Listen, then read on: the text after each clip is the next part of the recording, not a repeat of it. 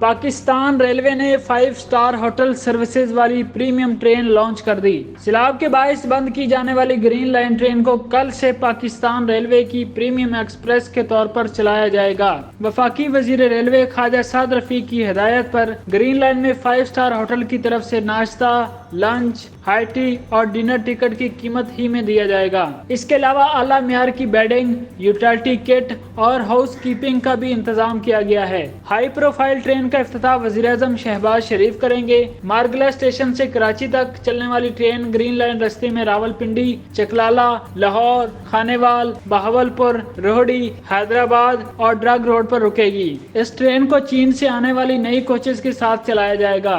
Green line کا turn around time 22 گھنٹے رکھا گیا ہے، جو وقت کے ساتھ کم کیا جائے گا۔ ٹرین کو کامیاب بنانے اور سروسز کوالٹی کو یقینی بنانے کے لیے chief executive officer Pakistan railway نے ایڈیشنل جنرل مینیجر ٹریفک کی سربراہی میں کمیٹی بھی تشکیل دے دی ہے۔ سی او ریلوے سلمان صادق شیخ کے مطابق گرین لائن پاکستان ریلوے میں ایک نئی جہت متعارف کروا رہی ہے اور اس طرز پر مستقبل میں مزید ٹرینیں بھی چلائی جائیں گی۔ گرین لائن کراچی سے رات 10 بجے چلا کرے گی، اگلی دوپہر 2:15 بجے لاہور سٹاپ کرے گی اور رات 8:15 بجے مارگلہ پہنچے گی۔ اسی طرح مارگلہ سے کراچی جاتے وقت سفر کا آغاز دوپہر 3 بجے ہوگا، رات 8 بجے ٹرین لاہور رکے گی، جبکہ اگلے روز دوپہر 2:20 پر کراچی پہنچے گی۔